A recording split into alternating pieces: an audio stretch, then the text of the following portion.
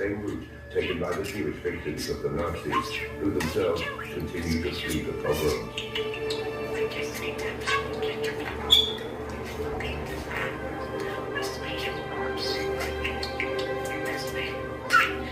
As one British colonel said, we tend to regard occupied Germany as a waste paper basket with a limitless capacity for the unwanted waste of the world.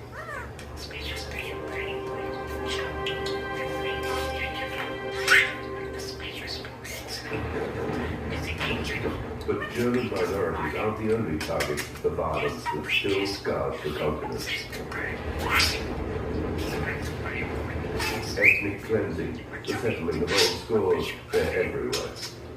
As if the war had obliterated all the moral codes. In Poland, the nationalist militia are decimating the Ukrainian minorities. Ukrainian military